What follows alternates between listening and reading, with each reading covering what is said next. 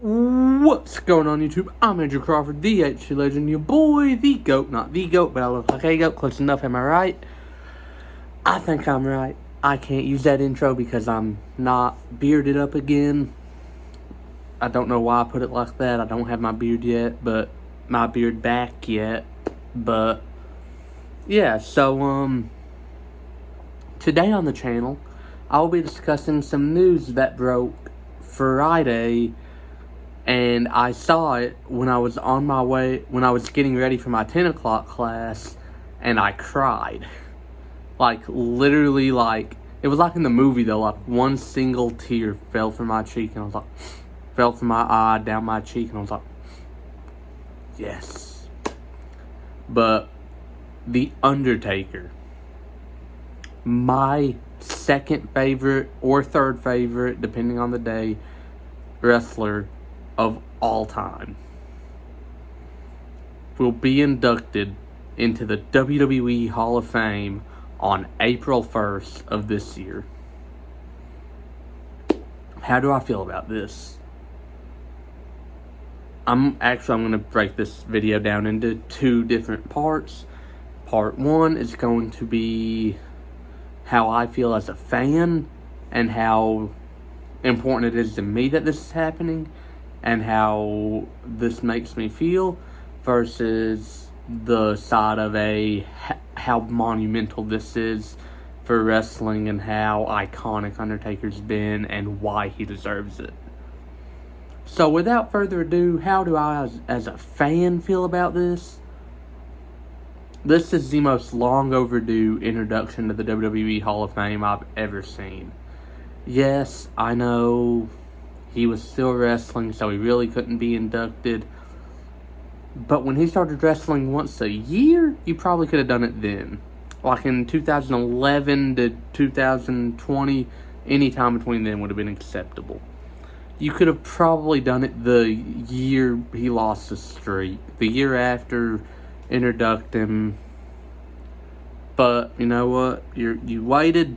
I'm fine with that. The Undertaker deserves this. Me as a fan speaking, he has been one of the biggest highlights of my childhood. Literally, the year of 2020, for 20 of my 22 years on this planet, almost 22, it will be 22 on April 3rd. For 20 of my 21 years on this planet, about to be 22, The Undertaker has wrestled at least one match a year. Undertaker has been wrestling since the 90s. Actually, 1990. He's been wrestling for WWE since 1990. And, you know, that is an insane amount of time for any athlete to be active on their roster or in their sport, regardless scripted or not.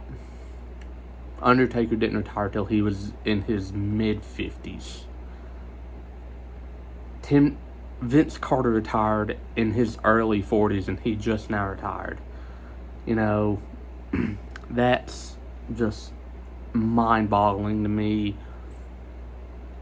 that for 30 years of his life, The Undertaker gave his heart, his sweat, his blood, and everything he had to Vince McMahon. He did everything Vince asked him to do and more. And it is being paid with being not only the headliner of one class of the Hall of Fame, but this man deserves his own wing in the Hall of Fame for icons. This man has done so much for WWE and so much for wrestling and its fans as a whole, that to see this moment, to have been alive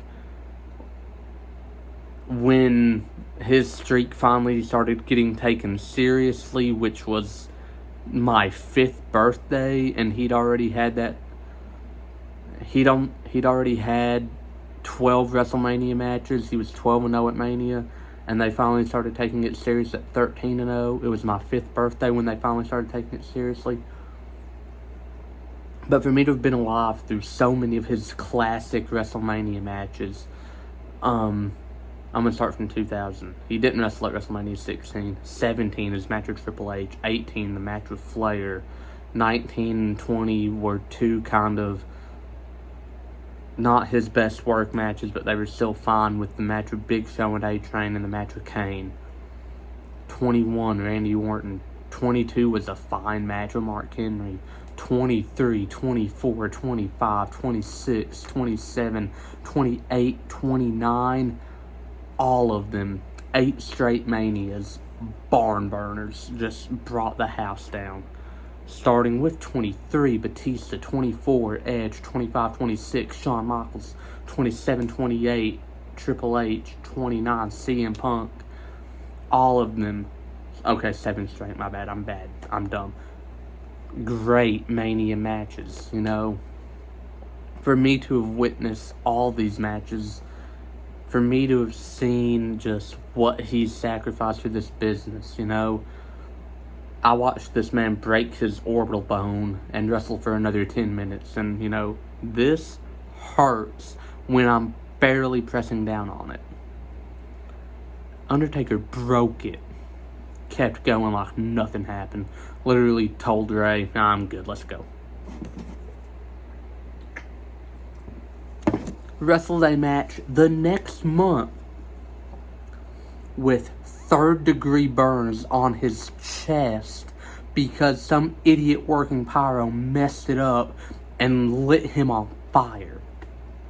There's not a thing The Undertaker's done that you can honestly say.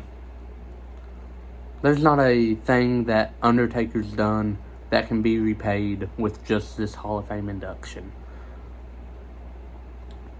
Everything he's done for this business, everything he's done for just wrestling fans, giving them so many memories, I think this induction to the WWE Hall of Fame is amazing.